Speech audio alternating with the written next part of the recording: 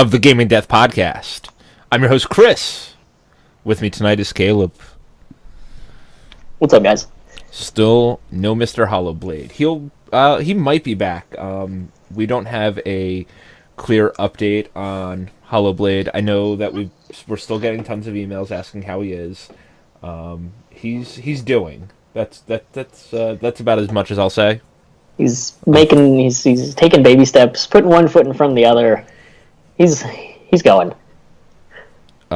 So Hollow is going, but he's got a long way to go before I think he'll be back.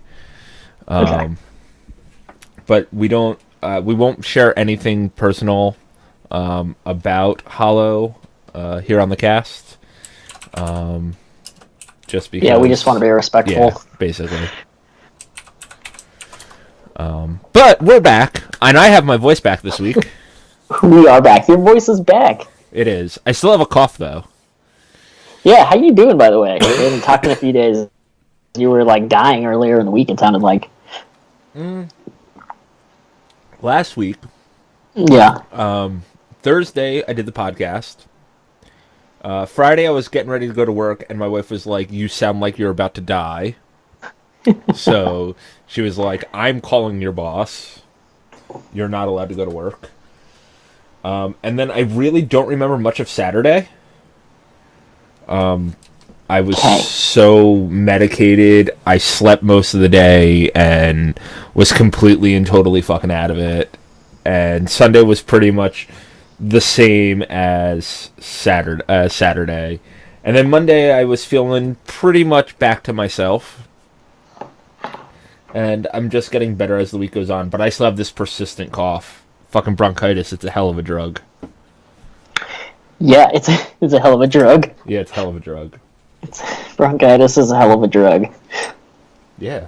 It sounds like it. Isn't this like the second or third time you've had bronchitis? Or did you have other vocal diseases over time? They don't know what's wrong with me. My immune system has totally shit the bed. And nobody knows why my immune system has shit the bed. So I've been doing blood. I just went for blood work last week, right before I got sick.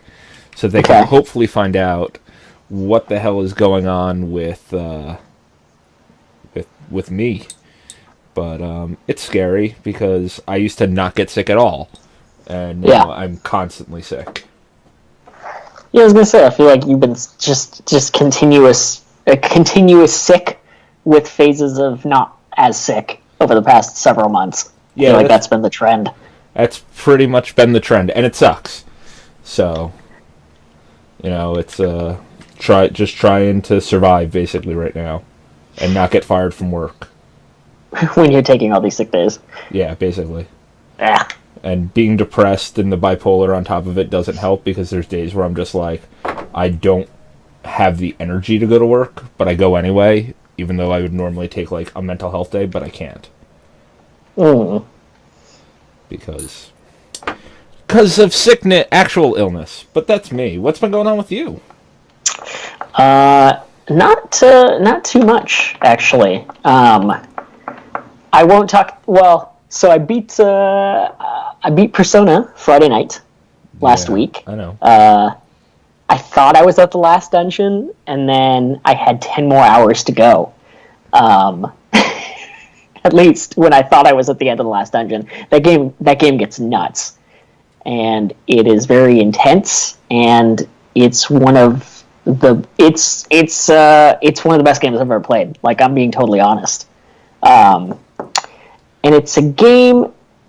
As I mentioned, I'm not going to get too deep into it. Just want to mention some brief commentary. I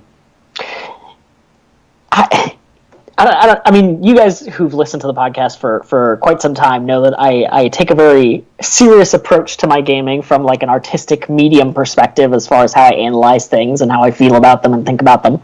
And Persona 5 is just a game that has hit me very strongly in a way that a game has not in many years. And I'm trying to think of the last time that a game did something like that. I think Is it Braid? Is it Braid? It's going to be Braid.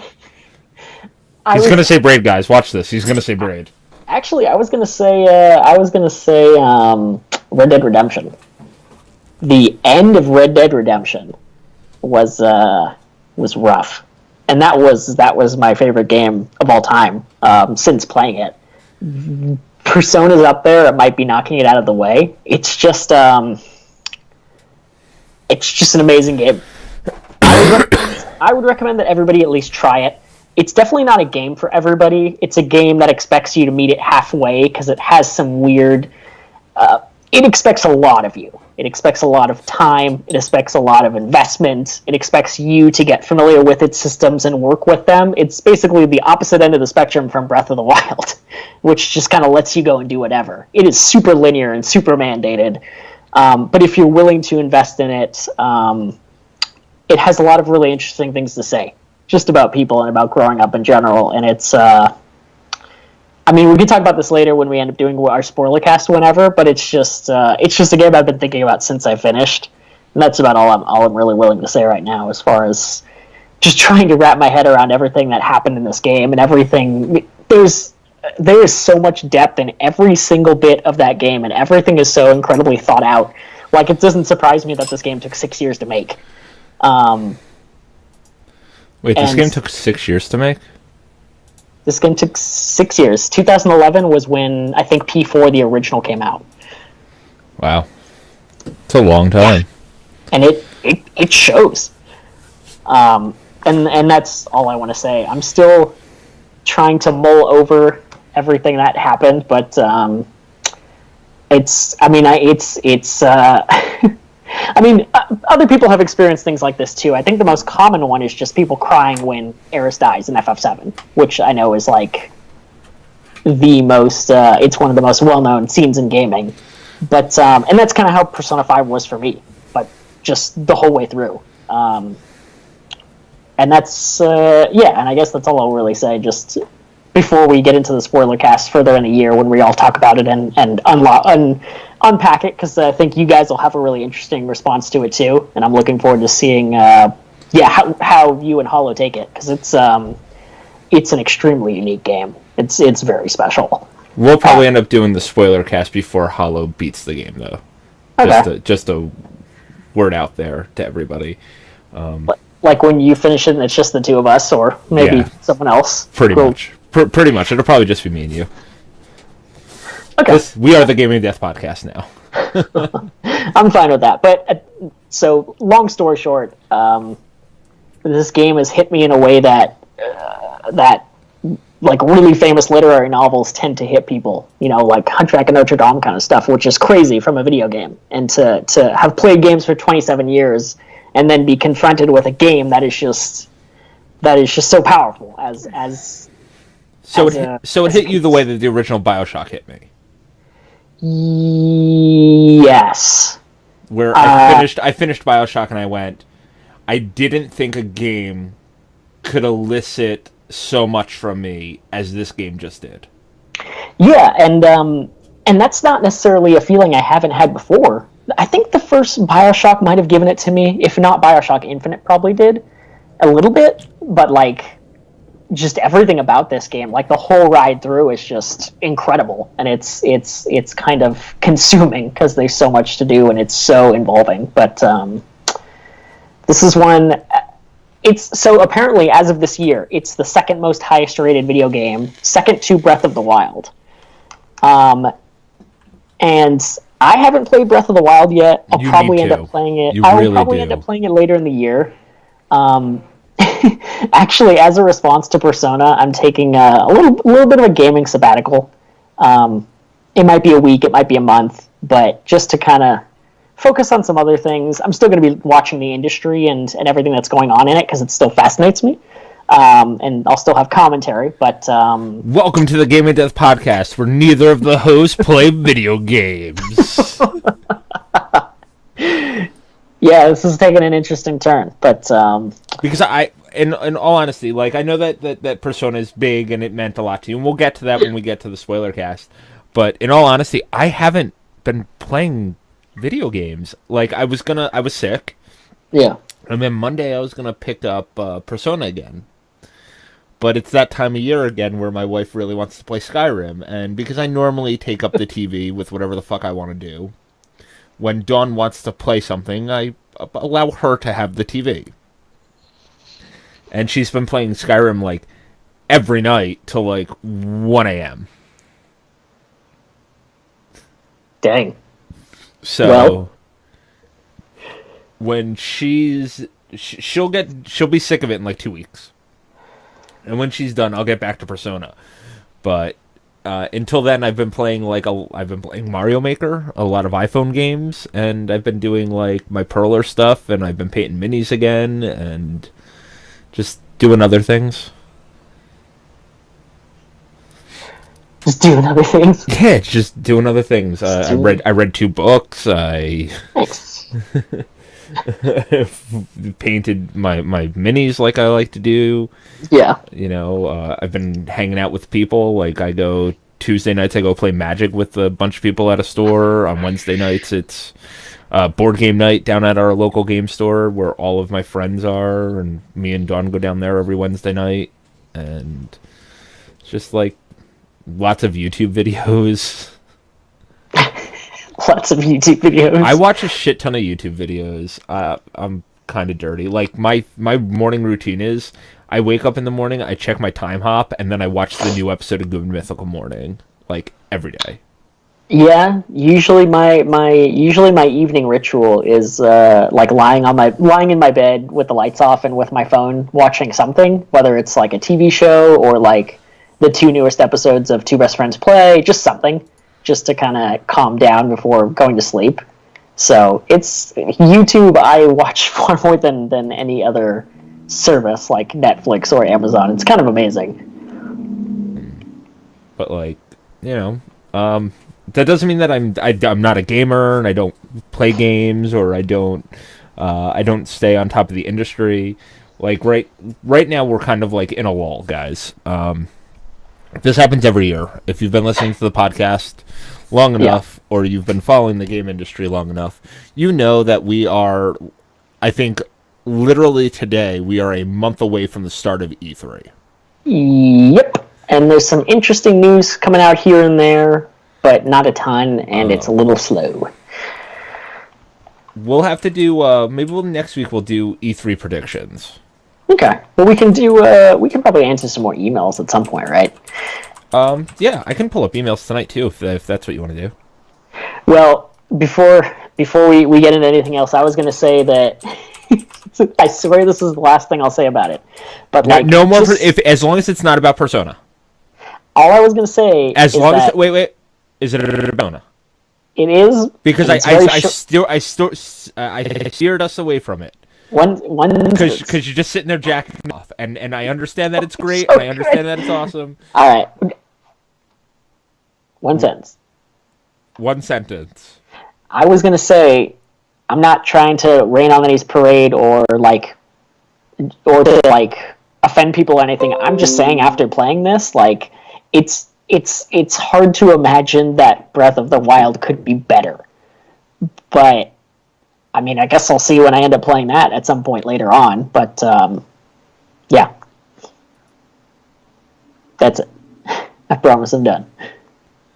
Is that really all you wanted to say? Was you wanted to shit on Breath of the Wild? I'm not shitting on Breath of the Wild at all. I'm just saying, like, the fact that this game is as good as it is, I'm not saying that Breath of the Wild... I haven't played it, so I really don't know. It's just that, like... It just seems unlikely to me that it would be better. I'm not saying it won't be, but like we'll see what happens when I play it.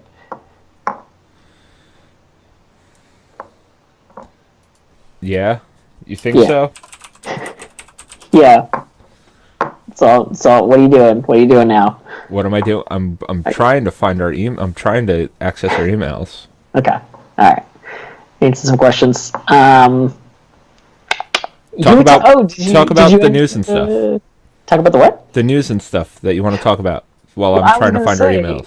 We were already talking about this before we started the podcast, but you are very clearly going to back the new Deadly Premonition board game that apparently is on Kickstarter right now and has already surpassed its ask by like 50,000. You said they asked for 50, they've gotten 100. Close to 100. Yep.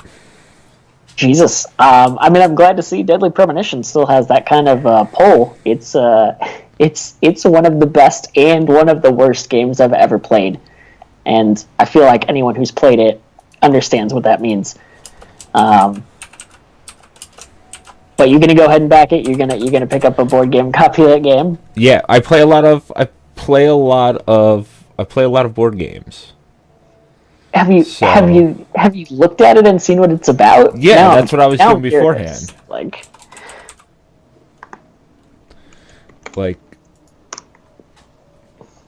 that was the whole reason that I was like, oh, I'm gonna back this. Was I watched the Kickstarter video. Basically, what you're doing is one person is the murderer, and you're trying to figure out who it is with a card game. And I've played other card games like this before. Oh, so like Bang, but no, not like complex. Bang. Not like Bang. No, Bang is you shoot people. Well, yeah, but there's a good person and there's a bad person and everyone else is good and everyone's trying to figure out who the bad-ish person is. Or like Mafia, but that doesn't have cards. But are you literally like detectives trying to... Yeah, you're like Deadly Premonition. Okay. This is a really weird looking game. It could be good.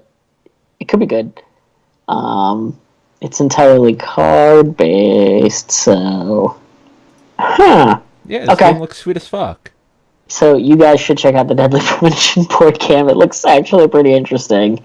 Yeah, for like, what is it? For $30 you get the board game and a Steam key. I see that. For anyone who's not played it, that's a pretty good deal.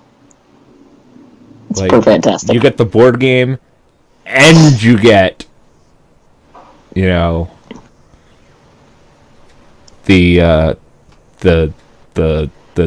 actual game. I see that. If you spend $60, you can get the special edition. I mentioned a couple news things, but I'm trying to remember if that was just before we started the podcast or just after. That was right before. We were talking about Prey and how IGN gave it a 4. Yeah, IGN fucking gave Prey a 4, which admittedly IGN US, which admittedly has been a somewhat divisive game, but it seems like people who like it really like it. And it's been called, or some people have called it like the best sleeper hit of the year, but it's up and down. Some people gave it like 6s. A lot gave it 8.5. I think the sleeper hit of the year is Mass Effect Andromeda.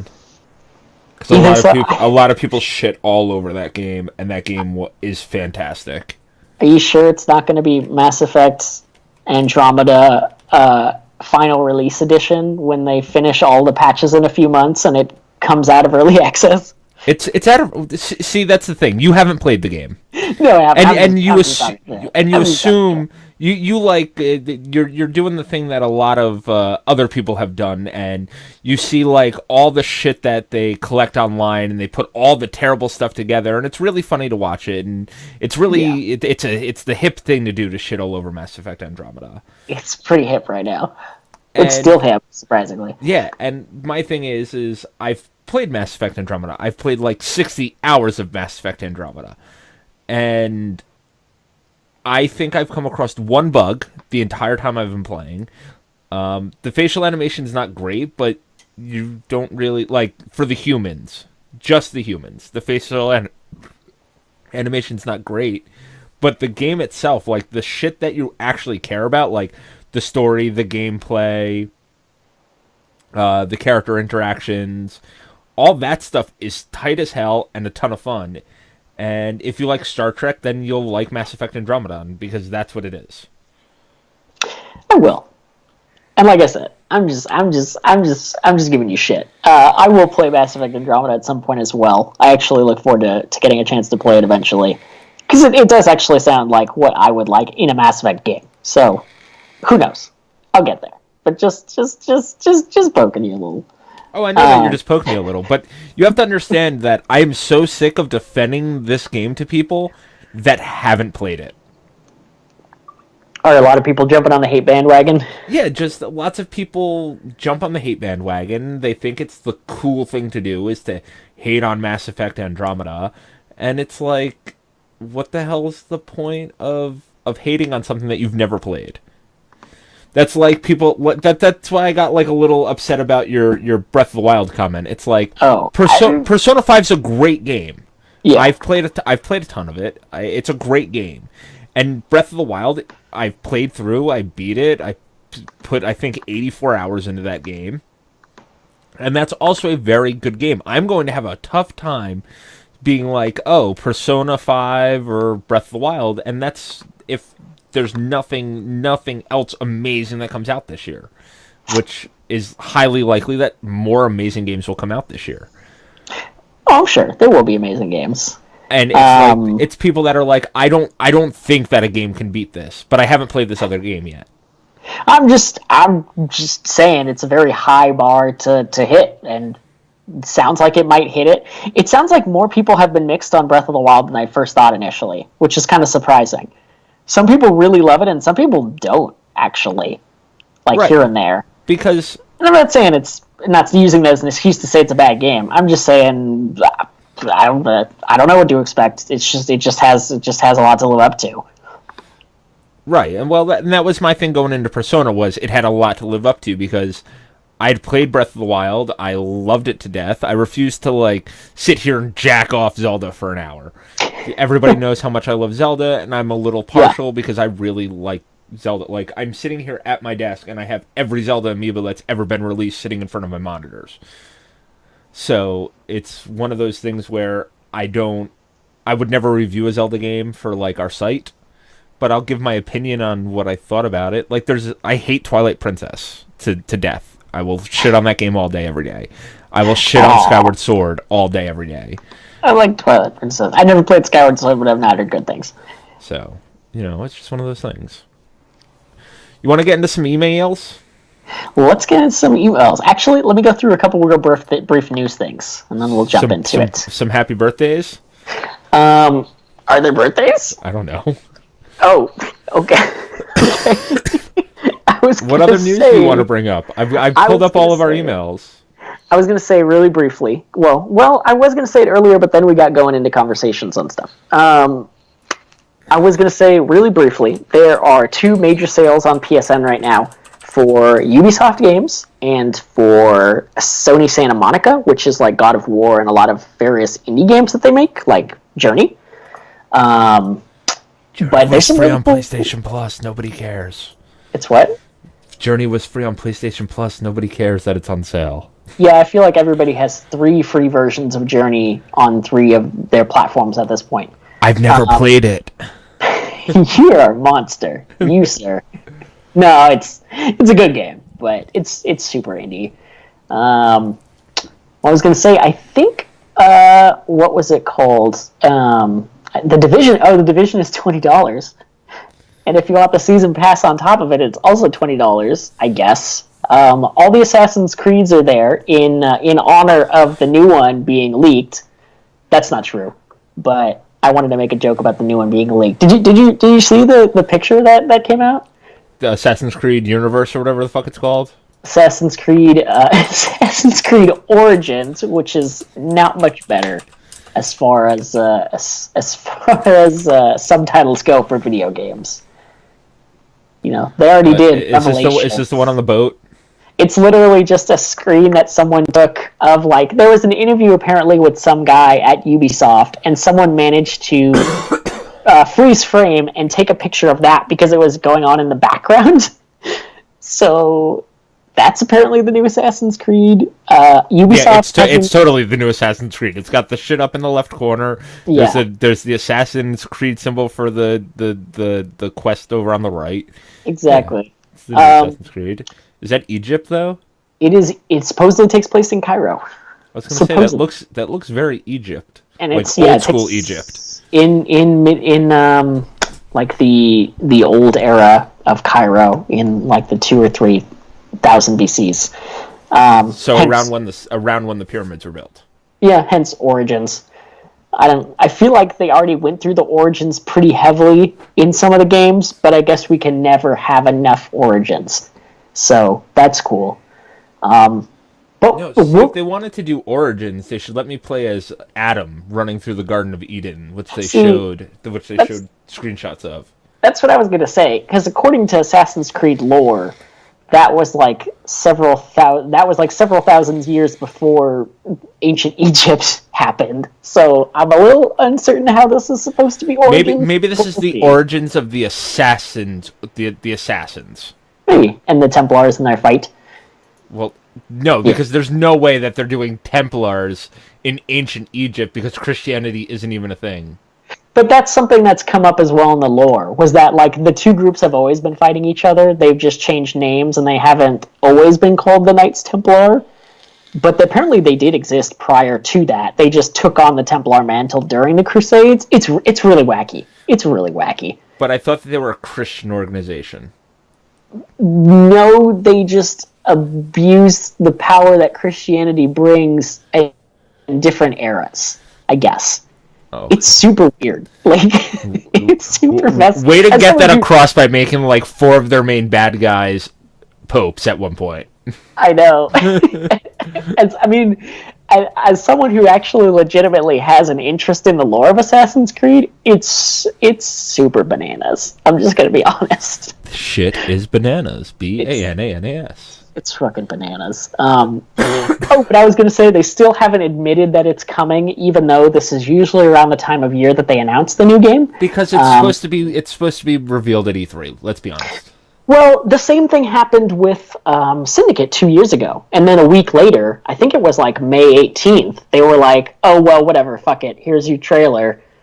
And they don't have any kind of trend of when they announce the Assassin's Creeds. Like, I think Black Flag was announced in, like, March of the year it came out. Right, but but you have to remember that Assassin's Creed took last year off, so this is big. Like, they've been spending so much time working on this game.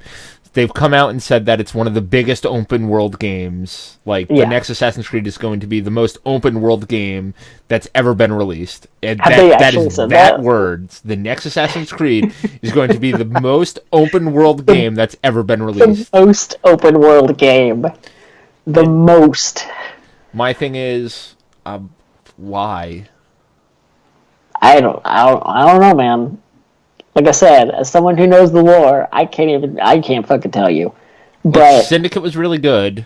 Syndicate was amazing. It's maybe not my favorite, but it's up there. It's the third best Assassin's Creed game. Behind Black Flag and 2? Yeah, of course. I think Brotherhood is I love 2, but I think Brotherhood's a little bit better, just like a tiny bit. But 2's still amazing. 2's still me, Mario.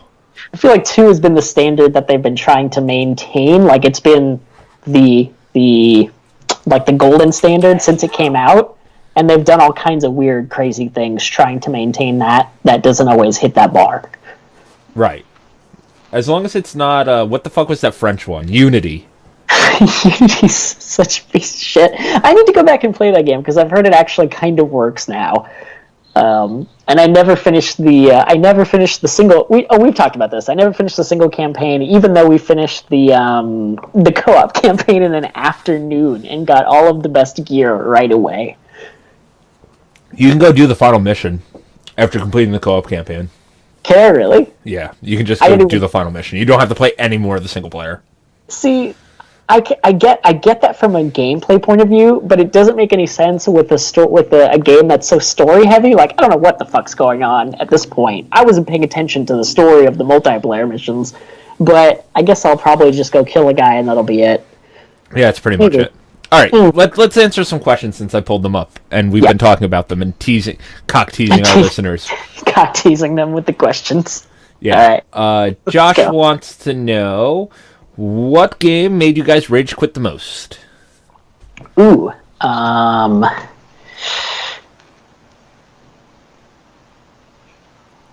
Dark Souls. Made me... Dark Souls, the first one, on my first playthrough, made me rage quit pretty hard a couple times. Persona 5 did. when I got really far into a dungeon and then I died, and then I like hadn't saved right before, and like it wouldn't have been hard, but it wouldn't have been another hour or two to get back to where I was, and I just said fuck it, and just like left it for another few days. But it has a really interesting challenge, a difficulty arc. But I'd say Dark Souls 1. If I had to answer the question, my Dark Souls virginity was smashed by that game, and it was not a fun experience. But it is a good game. Let's see what else we got on here. Eric wants to know what's your favorite sitcom? Ooh, that I have two. That's the best I can do. All right, what's your two? The Office. Okay. Everything prior to season 7. And Parks and Rec.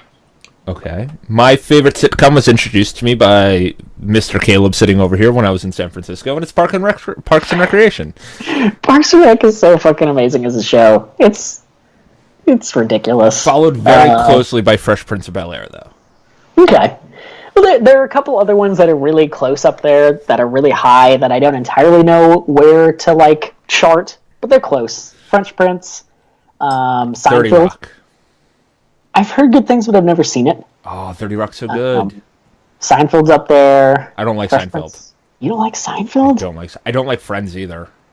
Well, Friends is a piece of shit. I love Frasier, though. Sorry for anybody out there who likes Friends. No, Friends and Seinfeld were both really popular in the 90s, but I actually don't like Friends. I feel like Friends is what everybody thought the 90s were, but Seinfeld is what the 90s actually were. Just horrible yuppieism and selfishness. What don't you like about Seinfeld? This is a revelation to me. They try very hard to... They tried very hard to emulate 90s New York life, and they do a very poor job of doing it. As someone from New York. Well, I mean, yeah, I guess their jobs don't make a lot of sense. It's like the same reason I don't like Friends is I don't understand how 3 unemployed people are living in that huge apartment. Yeah, well, everyone bothers knows me a lot. Yeah, people have written a lot about how that doesn't make sense. It doesn't necessarily make sense that Jerry Seinfeld is a kind of but not really successful comedian in New York who just kind of has an apartment and it's just like a day job to be a comedian. That is a weird concept. And the other thing is I can't stand George Costanza. Looking at him as a person, he's definitely a monster. I mean, they all are. But, there's so many good lines in that show, though. Oh, I know a lot of the lines. I've watched a lot of Seinfeld. But you hate it? But I don't hate it. I just don't enjoy it. It's nowhere near like I will not I'd rather sit down and watch an episode of Friends than sit down and watch an episode of Seinfeld. Those are them's fighting words. I've seen all of Seinfeld though. I have not seen all of Friends. How do you feel about Frasier? I love Frasier, but then again, I'm a huge Cheers fan. Yeah. Well, yeah, I've never watched Cheers, but Frasier is one of the smartest shows that's ever been on television. All right, I've got to ask a question. What's your feeling on MASH? I had a friend in college who was obsessed with it and watched it a couple times through over the course of college, but I've never really seen much of it myself. I used to see snippets of episodes, but I just never really cared too much for it. I do love, what was the old sitcom with Don Knotts when he was the shitty town police officer and he was always really bad at his job? Andy Griffith? I do love the Andy Griffith Show, actually. That is a personal favorite. See, but, I love old TV. Old TV is like my thing. Another really good sitcom, and now we're in sitcom talk. Another really good sitcom is That 70s Show. If you just tuned in, you're listening to Sitcom Talk with Kaleb and Chris. Yeah, That 70s Show is also one of my all-time favorite sitcoms. I can sit there and watch That 70s Show beginning to when Eric leaves multiple times. That 70s Show was one of the few shows one of the few like really big shows that I watched while it was going. Actually, I remember watching all those episodes when they were airing, and it's a really good show too. It's a super cool look at living in the 70s. You know. I find it funny though, because if that 70s show was put on now, it'd be set in 1994. Yeah, that's weird. It's really weird. But there are kids that love the 90s. I was 8. Who are teenagers. There are kids who are teenagers and love the 90s. It's a mess. I was 8 in 94. Pop culture is... Yeah, I was 5. Pop culture's weird. All right, let's move on to another question. Laura wants to know that she says she's a cosplayer, and she wants to know if you could cosplay any video game characters, who would you choose? Any video game character? Yeah. I this one's easy for me because I used to cosplay. Yeah. I've cosplayed as multiple characters in the past, but my video game character of choice, which was my very first cosplay, was I cosplayed as Sid from Final Fantasy VII. Nice. It happens to be my favorite Final Fantasy VII character. He is one of the best. Sid was a party staple for me in that game. I've thought about cosplaying a couple times, but never actually gone through with it just because I'm not much of a con person, I guess. It's just not a thing I do normally. But there have been times where I was like, wow, this character's fucking cool. I actually wish I could dress like them just for a day. I actually would like to go as Jacob from Assassin's Creed Syndicate. I think that would be fantastic. Or if I was a girl as what's-her-name, but that's a little harder right now. But both very cool characters. Very fun. As well as people like Geralt. But everyone loved Geralt. See, I've always... If I were to pick a cosplay for you, I would have to go Noctis. Really? Yeah. Like, I could totally see you running around in that, like, bro dude shit. Noctis would be a pretty fun one to cut. It's funny because it's in one sense it's kind of modern fashion, but in another sense it's really really not, and it's super weird. But his clothes look fun. I could run around like that. Steve wants to know what the best fruit is. What the best fruit is? Yeah. Steve coming out swinging. Oh jeez. It's mangoes. Is it though? It is. Is it mangoes? It's mangoes. Mangoes are pretty good. It's either mangoes or bananas. I do love bananas as well, but if I had to say favorite, I would say either strawberries or cranberries. Actually, I am that guy. I am a cranberry person. I like cranberry juice. I like craisins. I eat those a lot. I like craisins, but I've eaten a raw cranberry before, and they're not very delicious. Oh, I'm sure they're not. I'm sure they're terrible. That's just how they are as a fruit. But you can do fun things with them. Like make juice and craisins. And craisins. Hey, those are two good things. I mean, the guy, as Jim Gaffigan said, whoever's trying to sell craisins to all these other companies is doing a fucking bang-up job. You got cran raisin juice, and you got cran apple juice, and cran mango. I love cran apple juice. Oh my god, it's my favorite juice. Cran apple juice is the best. That was Jeff Regan. That was not Jim Gaffigan. Just minor correction. Tom wants to know, what's your favorite boss battle? Ooh. The senator, my most memorable boss battle, which we've answered in the past. Yeah, I think we've done it a couple times. Yeah, that everybody knows that the most memorable for me is boss in MGS3. It's like hands down a boss battle that I will never forget playing. Yeah. For me, it's the finale of 4, Metal Gear Solid 4, just because it's such a it's such fan service to the rest of the games, especially if you've played all of them. When you get to 4, like the final fight between him and well, spoilers, between Snake and Ocelot on top of the ship. When you find out that Ocelot's just fucking insane. Yeah, he was pretending the whole time, and there's never been a Liquid Ocelot, and he's just really weird. And then you fist fight him in 4 different fights, with each fight being representative of the 4 Metal Gear Solid games. No, it's fucking incredible, actually. But that's not my favorite boss battle. My favorite boss battle is also a Metal Gear game. It's fighting the Senator in Revengeance. Revengeance is so good because it's both a Metal Gear game and a parody of a Metal Gear game at the same time. That is why it's so good. That is why the Senator... What's his name? Oh, what's his fucking name? Trump. Yeah. The guy who doesn't even explain why he's super powerful and amazing. He just screams nanomachines.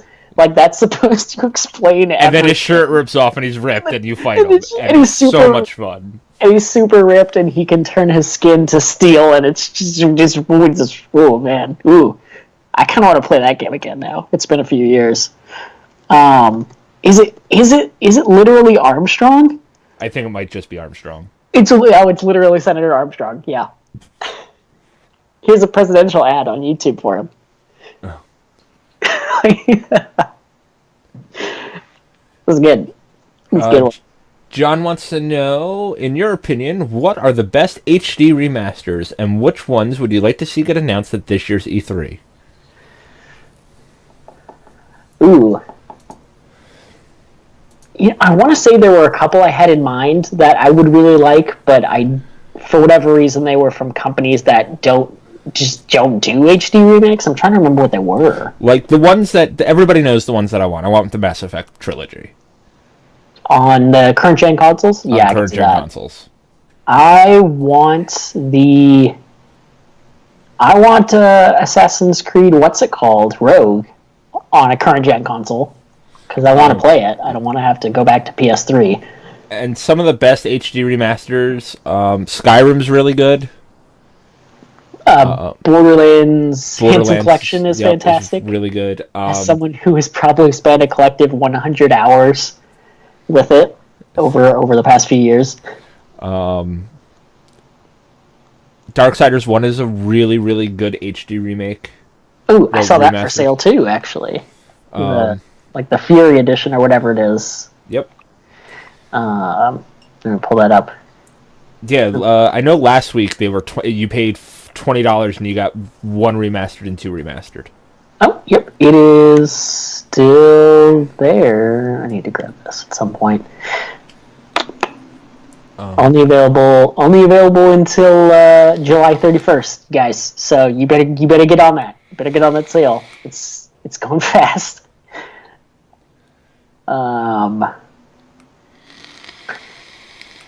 HD remasters. I've heard the Majora's Mask 3DS remaster is really good. I really do want to play that at some point. The Ocarina of Time 3DS remaster is really good too. Yeah, I've heard that too. The one that comes to mind for me is just Borderlands, just because we play that so much. I want to beat that game with you. I would like a modern remaster of Demon's Souls, but I don't think it's ever going to happen because of all the copyright issues. But that would be fun. I'd really like an updated version of Twisted Metal Black. I remember having a lot of fun with Twisted Metal Black. That was like 14 years ago, but I remember it being a good game. It was really good. Like, the 2 best Twisted Metals are 2 and Black, and I think that you definitely need to have Twisted Metal Black. Like, they need to bring that back, because last time they did Twisted Metal, it failed. Like, it went down like the Hindenburg. I was going to say, I never played it. I heard decent. It was bad. Wasn't it? Oh, I thought I remember hearing decent things. Like, it wasn't amazing, but... There was 2 characters. Oh, jeez. But you had access to, like, all the characters in the Twisted Metal franchise's cars. And it was primarily multiplayer, and it just wasn't fun. That's kind of weird. Oh, excuse me, I farted. Excuse you. What's your favorite road trip snack?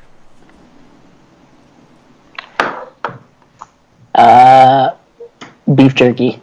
Beef jerky? I just love beef jerky, but I don't get it very much because it's super expensive. Yeah, it's really expensive. It's like $10 for not very much beef jerky. You should just make your own. I should. I should look into that. I've heard of people doing that. Yeah, all you need is to make a smoker in the back. Oh, well, you don't have a yard. We do have a backyard, actually. Do you? Yeah, we just never use it. We have a patio with a garden. No one ever goes out there. Yeah, you should build a smoker back there. Make your own beef jerky. You're in San Francisco. It's just true. The hipstery thing. I have a beard now. I could do it in my backyard. Nobody would bat an eye. You have unlocked that power thanks to your beard has hit 5. My beard has hit 11. It's maxed out. Okay. 11. My beard game is very strong. Good for you. What's the next question? Beard.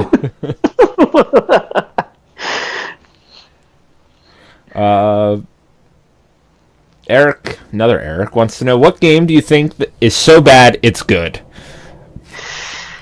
Do I need to answer this question?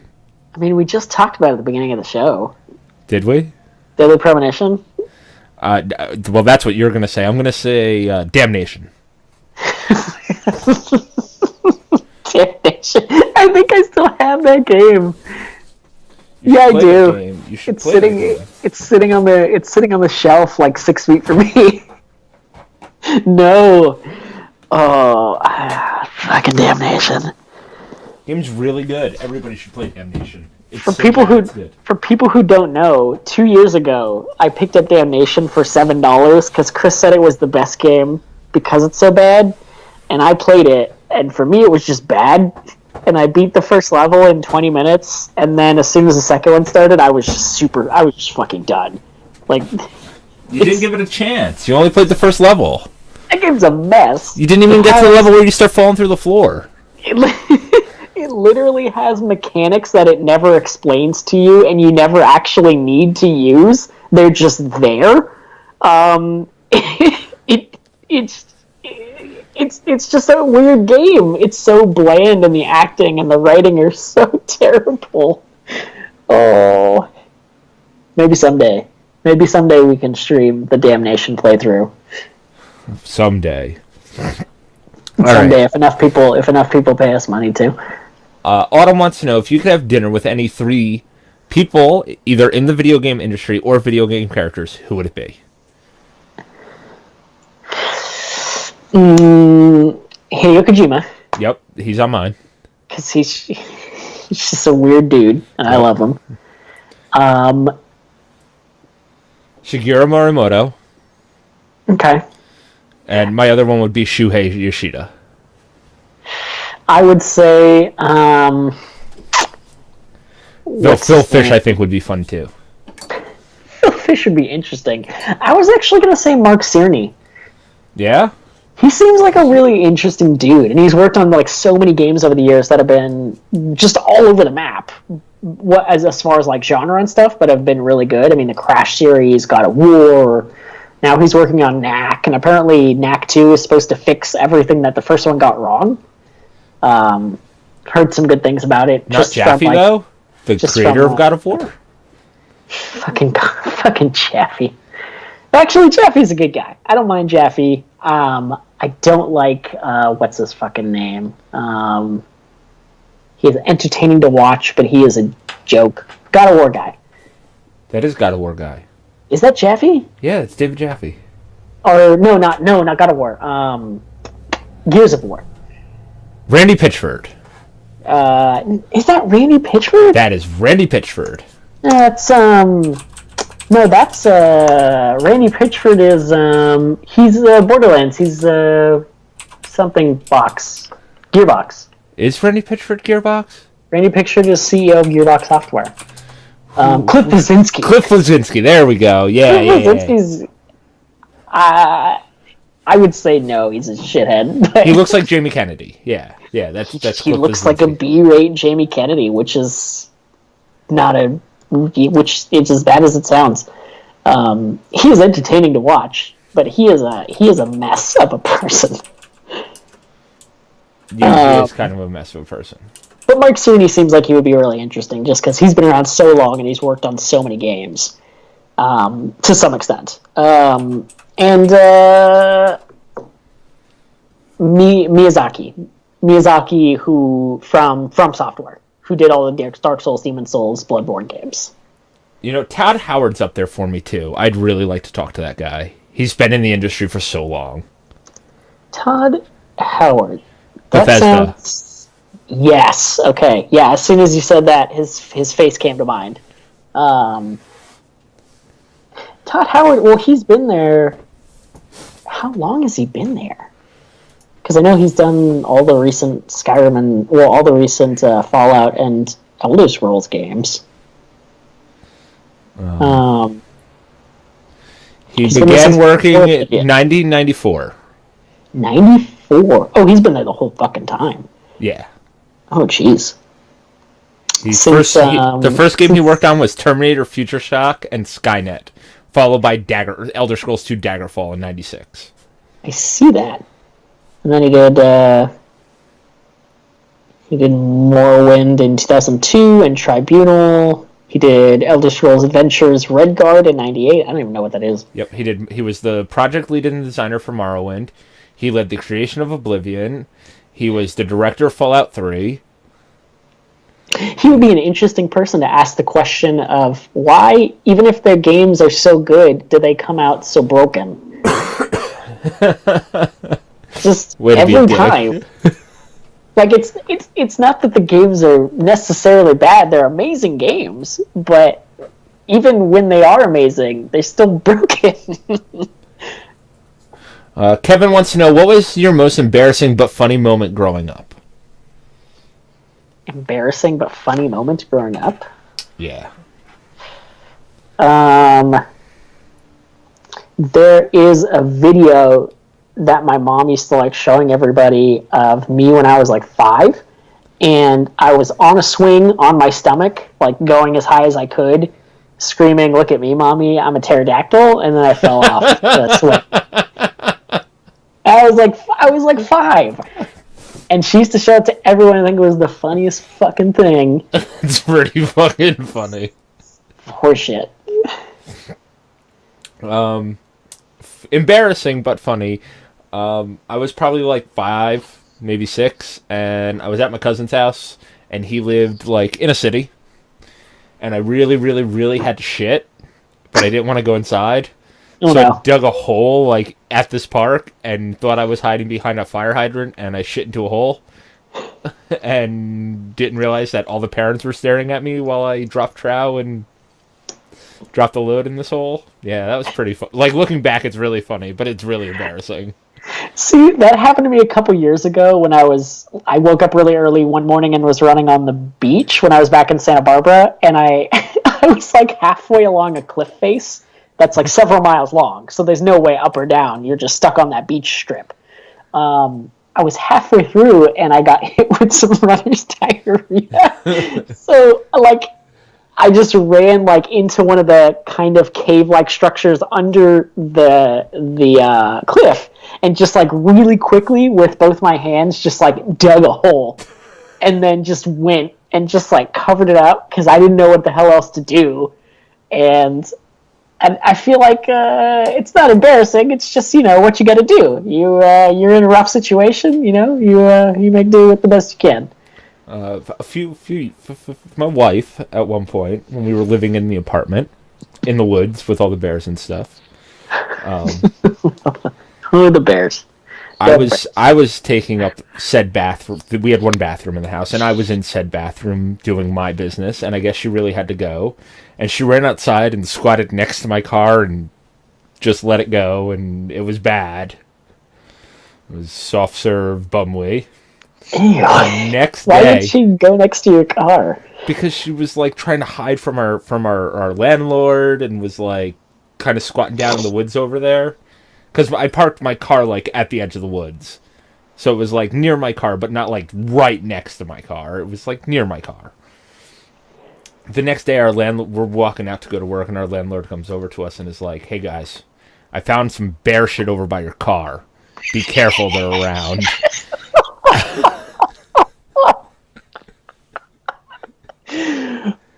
Found some bear shit over by your car. Oh, Yeah. man. So our landlord thought that Dawn's shit was bear shit.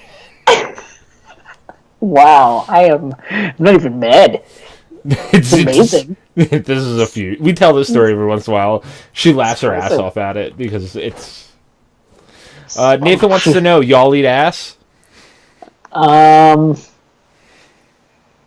That's a really personal question. Yeah, of course I do. I don't think I've ever been asked to. I mean, I go down on a girl. I like that, but I've never taken that step for whatever reason. It's never really come up as an option. Maybe that's Well, just if you're going down on a chick and you don't eat a little bit of the ass while you're down there, you're not doing it right. Oh, jeez. Because you're just going to town. You're not like your tongue just with the proximity of where the stink is to the pink. At some point, your tongue slips just a little bit. I mean, I'm like I've got like a laser focus right on that nub, you know. There. Right on the bean? You can't just do the bean the entire time, though. No, and I move her. I mean, yeah, I focus around a little bit, but that is my primary focus of doing the do. Doing the do. That's what we'll call it from now on. Doing the do. Just doing the do, you know. Good times. Anyway. Wow, this is great. Carlos wrote in, there are two types of people in this world. Some like Friends more than, and some like Seinfeld. Friends or Seinfeld, which are you? Oh, man. Ooh. Listen to like the first question of this podcast. Listen to like 20 minutes ago. Oh. What a day. I'm trying to find out. Jordan wants to know, what's the best sandwich? Ooh. I feel like I could go forever on this. This is a deeply divisive philosophical subject. No, it's not. It's easy. There's one right answer. There's no other answers but one. What? It's a corned beef Reuben. Is the best sandwich. See, I was gonna start rattling off sandwiches, and the first one I was gonna hit was pastrami Reuben. They're both pretty fantastic. They're both very good, but I'm an Irish kid, so if it's not corned beef, it's not really a Reuben to me.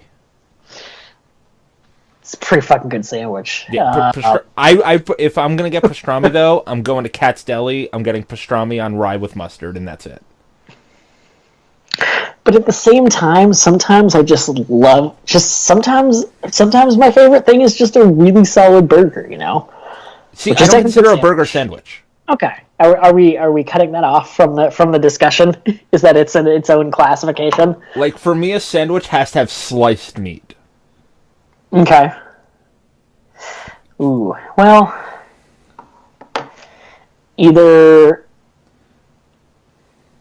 a chicken BLAT or... What's the A stand for? Avocado? Avocado. Oh, sounds delicious. Chicken I love BLAT sandwiches. Or the Reuben are pretty close for me. They're pretty neck and neck there. But for me, it's a Reuben or a tuna melt. I love tuna melts. There's so many other great sandwiches out there that I can't even think of right now just because I'm on the spot. But I'm going to think of later tonight. Oh, French dips. Oh, so okay. good. No, sorry, chicken blat. French dips going up there next to the Reuben. French dips, man. I'm all about just fucking sandwiches, man. They're so good. Sandwiches are delicious. Fuck, man. When you were in New York, why didn't we get sandwiches? We were like in the sandwich capital of the world. Dude, I in the office building I work at, right across the street, there's these guys who gave up their jobs working in a tech company to run a New York style deli. And that's badass. The sandwiches are fucking fantastic. I go there a lot. Their breakfast burritos are great. Their Reubens are great. Their steak sandwiches are great. It's the best. What really bothers me... You guys do the best sandwiches. About when you and Hollow came here for the wedding, that really bothered me was I didn't get to, like, you showed me around San Francisco, and, like... Yeah. I got to eat a burrito in the Mission, and... We went to the best burritos. And, like... Allegedly. We went around and we got Italian pastries in Little Italy. North Beach, yeah. And it was a ton of fun, and here we did a lot of wedding-y shit. Which is why I'm like, We need to get together and do that shit again someplace else. I feel like I could eat sandwiches in New York for days. Sandwiches and pizza for days. Now, okay, this is a hotly debated topic online. Okay. Is a hot dog a sandwich? This is what everybody's been fucking talking about, right? Yeah.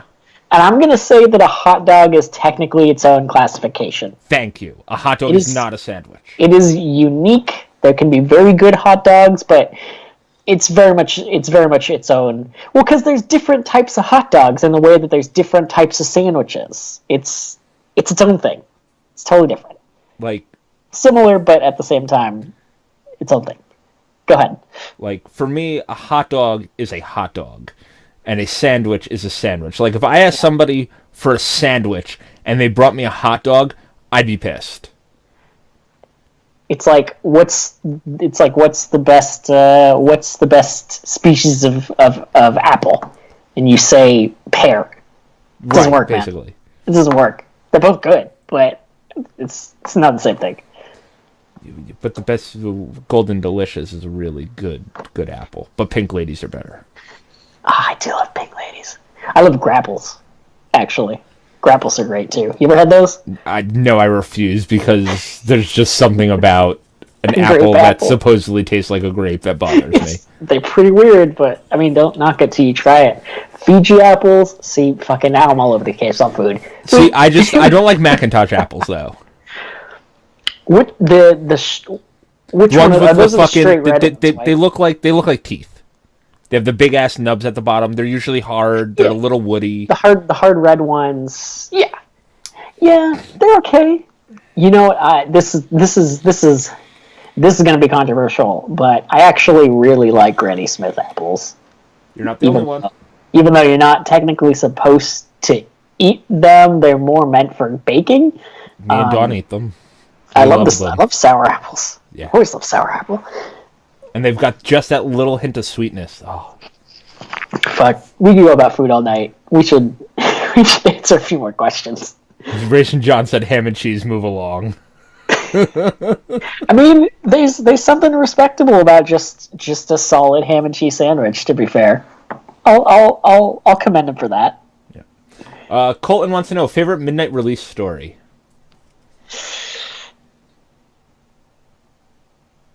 Favorite midnight release story? Yeah. When I went, I've only gone to midnight releases twice because I'm not a huge fan of them, and I've mentioned this as well. I might have answered this question even. One of them was GTA 4, and it's a funny story that I'm gonna say is my favorite because I was so hyped on that game, and it was like the first game I stood in line till midnight for, and I hated that game. I do not like GTA 4, and I got the whole fucking the whole collector's edition, which came with like a shitty duffel bag and like literally just a huge fucking metal lockbox that said GTA 4. Like, what are you gonna do with a lockbox? Put stuff in it. And the game was bad. It was just the biggest, most comical bust ever for me. I've been to quite a few midnight releases. I also worked at GameStop for quite a while, so I ran a bunch of midnight releases. My favorite midnight release is still Grand Theft Auto San Andreas. San Andreas. San Andreas is a good one. It was either San Andreas or 4. No, San Andreas came out midday. We released that at 6 o'clock. It must have been 4.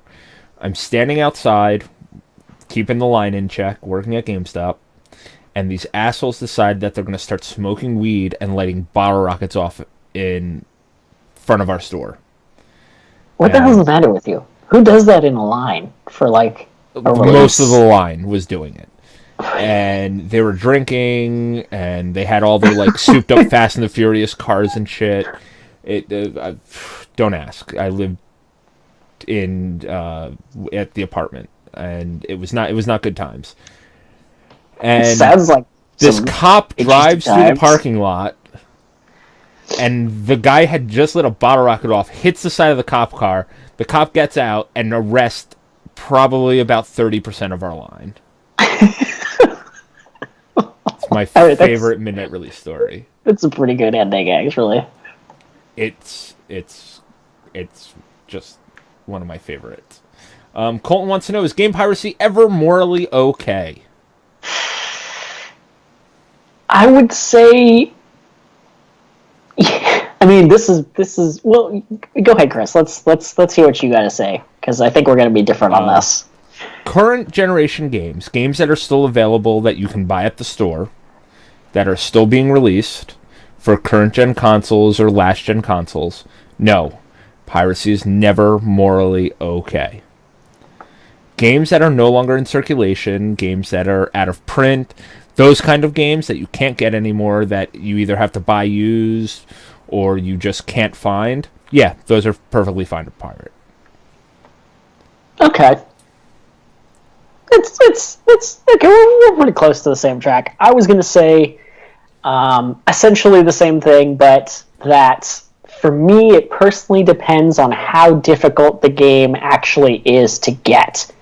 Like if it's not an option that you can just buy it on the street or even online, unless you want to pay like several $100s because it's old and it's just not around, like I don't have any moral issues with that. I do have issues with people, buying like current gen games that are super easy and that everybody's playing. That in my mind is just fucked up, because you should at least be supporting the developers that you're playing the games of, you know? Right, I agree. Yeah. Like, people that are currently right now playing Zelda on PC piss me off. But like, I recently played Order of Ecclesia that way, and that was kind of on the edge for me. I didn't feel great about it because I could still technically get a DS if I really wanted to. I just didn't want to have to go through the hassle. But there's some gray areas. But essentially, yeah. But that game's out of print and is super old. How old is it? Because I thought it was like 2010. Yeah, that's 7 years old. That's a super old game. I guess that is 7 years ago. Well, it's retro now. It technically is retro now. Is a plane flying by? What's going on? Yeah, I live by an airport. Oh. If you guys are listening, it's just a plane. That's just a plane. Don't worry about it. It's just a plane. It's very plain. I'm one of those people, though, that I'd rather you pirate a game than buy it used. Yeah. Like a game that's out of print, I would prefer people pirate the game than buy it used, because you don't want to support used game stores? I do not support the used game market very well. I agree. Like, there's just something about, the developers and the publishers going through all this time to put all this money into a game. They sell it to a person, they get their money, but then a place like, we'll call it Blame Spot, decides that they're going to buy it back from somebody for a quarter of the price and then sell it for $5 cheaper. That bothers me. Yeah, that is very questionable. I would agree with that as well. Let's see. We'll answer a few more. Okay. Brad wants to know, favorite item you've ever picked up in a game? Ooh. There's some good contenders for this one, too. Corn. The corn in Conker's Bad Fur Day. It's pretty fantastic. That's not really like an item you acquire. It's more like just an object you have to pick up and throw. But I think it counts. The shark gun in Saints Row 4. There's a shark gun? Yeah, there's a shark gun in Saints Row 4. See, I was going to say, I actually might say the giant purple dildo bat, just because why? Why not? Why not a 3 feet giant purple dildo bat? Because. What else is there? I'm trying to think. I know picking up joke items is a thing in quite a few games. I'm just blanking now that I'm on the spot. I'm trying to remember what the name of the unicorn gun's name is in Red Faction. I like the chicken gun in Ratchet and Clank and the sheep gun in Ratchet and Clank 2. Going Commando? Is that the second one? The sheep gun's also in the remake. Okay. The sheep gun is pretty fun. It's an interesting approach to combat. I'm trying to remember. I want to say it's Mr. Fluffy, but I can't remember. The unicorn in Red Faction. The unicorn in Red Faction. Yeah, the unicorn gun. There's one item. Mr. Toots, that's his name. Mr. Toots. Mr. Toots. Red Faction Armageddon. He's a unicorn that you squeeze and he shoots out explosive rainbows out of his asshole. There's there's a scene in this is going to sound really weird, but there's a scene in Undertale when you've solved a really gnarly puzzle and you walk into a room to pick up like this super legendary item that you've been trying to get to, and if you walk into the room and you check in your inventory, you'll see that for some reason there's suddenly a dog just sleeping in your inventory. And when you go to pick up the item, it makes a really goofy, dumb song start playing, and the dog just like grabs the item and just walks away. And you just fucked yourself. Oh. And that's just part of the game. And then you just continue on, and like nothing ever happened. See, my cheat answer though is because my favorite video game weapon of all time is the Keyblade. So can I just say the Keyblade? It's like my favorite. If you want to go weapons, just say Keyblade. Yeah, I love the Keyblade. You also literally put a duck in your pants in one of the Monkey Island games. Yes, you did. It was that was the fourth one. I think you put a corgi in it in the third one. There's a really funny trinket in Diablo 3 that looks like Deadmau5, and when you activate its ability, the monsters around you start jumping around and dancing. That's kind of funny. That was kind of cool. What was the item you had to get to the cow level? The Staff of Herding. Oh, that's right. What's your most disappointing game so far this year? Ooh. Bringing the fire. Mass Effect Andromeda. I haven't played a ton of games that were bad. That's what I was gonna say. Stayed away from bad games. It's an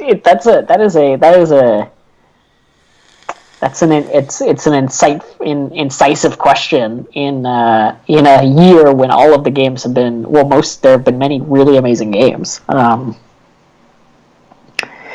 I don't know if I can think off the top of my head of something that just wasn't that good. What have we played this year? I mean, I'm even blanking a little on that now that I think about it. Neo was February? I think so. Oh shit! Let me go into my library and see what I've been playing this year. Neo, Night in the Woods, the Dark Souls 3 expansion, Titanfall 2, Nier Automata. I played Resident Evil 7. That wasn't disappointing at all. That's actually a surprise hit for me this year. Resident Evil 7's it's a pretty good game. I need to pick that up at some point. I don't know if anything's been really that disappointing. Final Fantasy 15 I didn't start playing until this year, and it's good, but I haven't played very much of it. You know what actually disappointed me? Horizon Zero Dawn.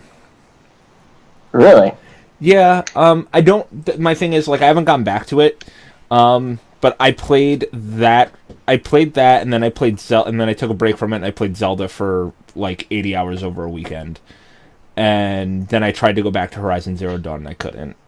I was gonna say they were the Horizon Zero Dawn and the Zelda crews were going at it for a while, and then I guess Zelda just kind of shit all over them because it's Zelda, and it's in the top spot this year so far, but Not a lot. I've heard it was a pretty solid game, but not too much besides that on the Horizon Zero Dawn front. You talked about it when you played it, right? I'm trying to remember. Yeah, me and Hollow both talked about it. Yeah. Yeah, what did I play this year that was bad or that I did not enjoy?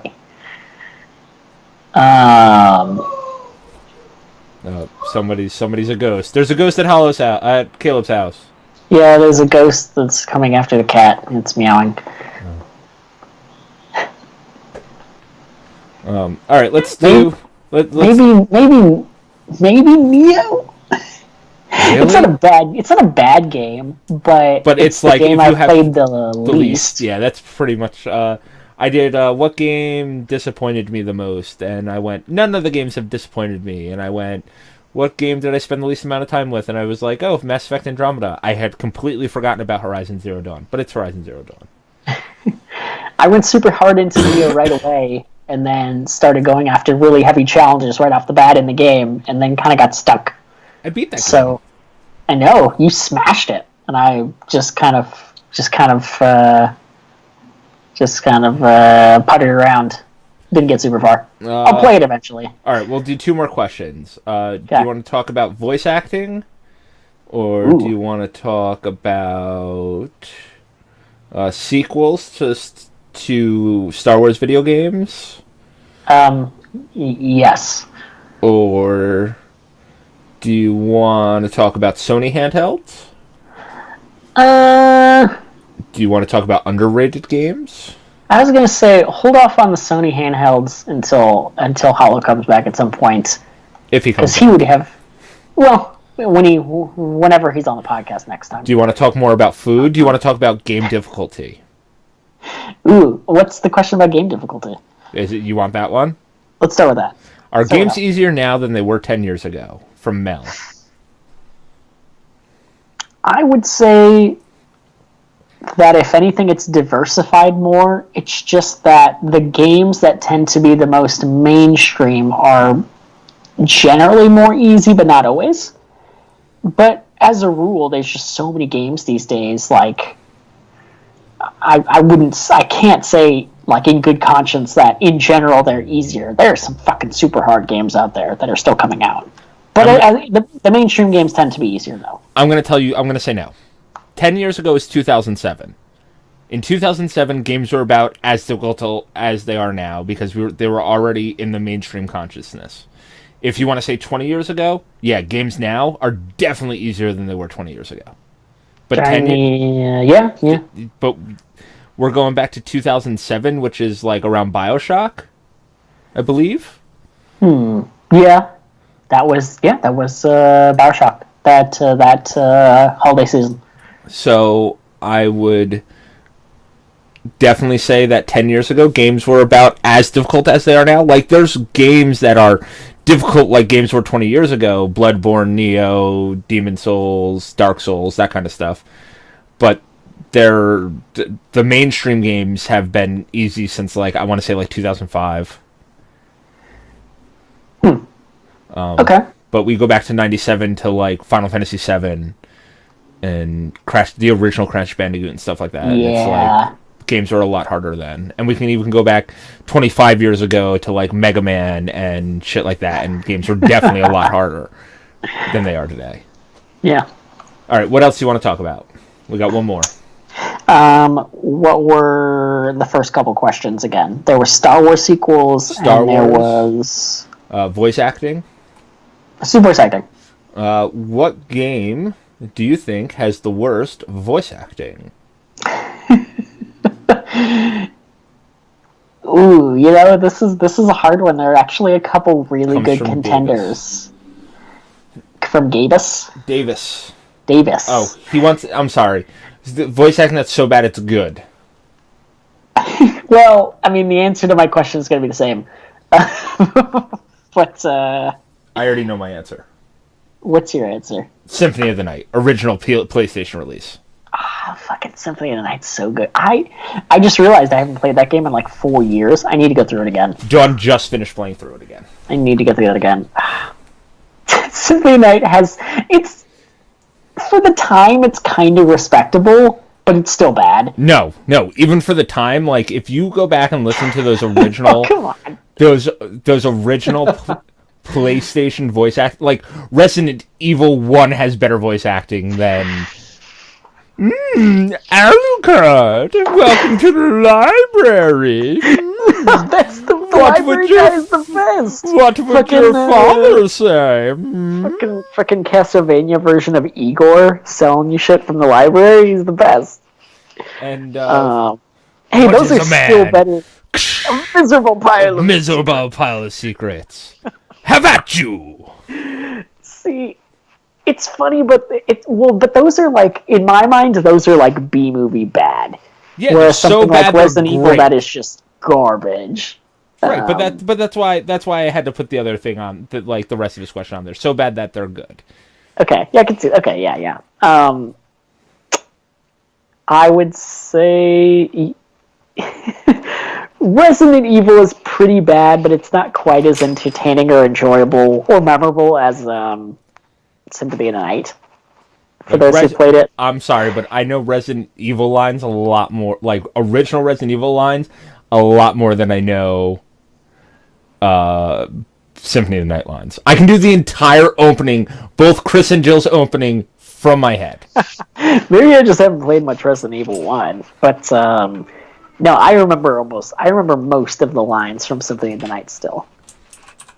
I didn't play Symphony of the Night until I started dating Dawn. Oh wow. Yeah. I picked it up a few years after it had come out already, and then just became obsessed with it. It was already like an old game, and I saw a buddy's older brother buy it off of Amazon for like $20, and this was super back in the day, like 2002. And watched him play it for like 20-30 minutes, and I was like, holy shit, what is this game? And I went back and like could only find one on some weird internet site that was selling it for $30. The original PS1 edition, and then just the game's so good. I was gonna say Deadly Premonition again. I feel like this is a common thread tonight. Is just Deadly Premonition, the game that is both the best and the worst. Yeah, I'm gonna say Deadly Premonition. Everything about that game's writing and the acting is just awful. It doesn't even make any sense, but it's hysterical.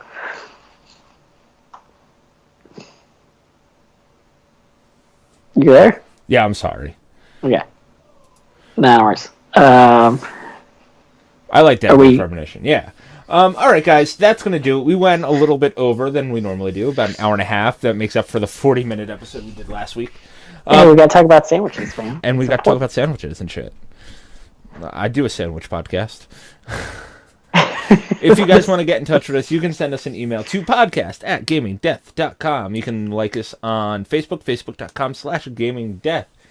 Make sure you check us out each and every Thursday night live on twitch.tv/gamingdeath, where you can listen live, be part of the show, like Racing John normally is, and Yogi, and a bunch of other people. Yeah. And make sure that if you're listening to us on iTunes or Stitcher or Google Play, that you leave us a rating. 5 stars. Let us know how we're doing. But I think that's going to do it for tonight. I'm Chris. I'm Kyle. Thanks, everybody. Have a good night. Night. And I'm done. Yay. Good podcast. Good podcast. I should have wrote down what we talked about, but I didn't. It was good. We talked about sandwiches. Yeah, I know. I'm just going to put listener, and we answer your questions. Just write, put, what was the line you said at the very beginning? You said something super goofy. I said something goofy? Yeah, it was like a 4-word sentence that was just, it was just goofy. And I was thinking of it earlier. What was it? I said a 4-word sentence that was just goofy? Yeah, you were like, something is the new something. And it just didn't make sense at all. Something is the new something? Yeah, fuck, I'm trying to remember what it was now. It was good. You know I have this recorded, right? Yeah, oh fuck, yeah, just... Was it before the show, though? No, it had to be the beginning. It had to be at the beginning at some point. Something is the new... What were we talking about? I don't remember. That's the shitty thing. All I remember is like, oh, that's a good line. I got to remember that because it'll be the title, and then I forgot it. Oh, what was it? I need a title. That's why I was trying to think of it because now it's important. Yeah, now it's really important. I need a title. Oh.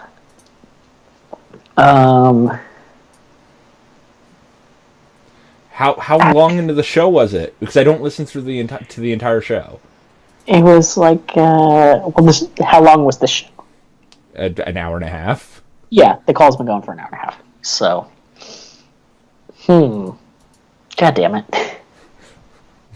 Kaleb, you're supposed to write this stuff down. Don't you have a pen and piece of paper? No. Nah. What was it? What were we talking about? Fuck, man. I don't know. It was so good, too. We talked about Prey. We did talk about Prey. We talked about Persona. Was it before we started answering questions? I want to say it was like right at the very beginning. What did we talk about at the very beginning? I know we kind of putted around for a little bit, and then we got to Persona. And it was, I want to say it was right before that. Right before Persona? Hold on. I've got the... because I've got the thing here. I'm going to go offline, so have a good night, chat. I guess.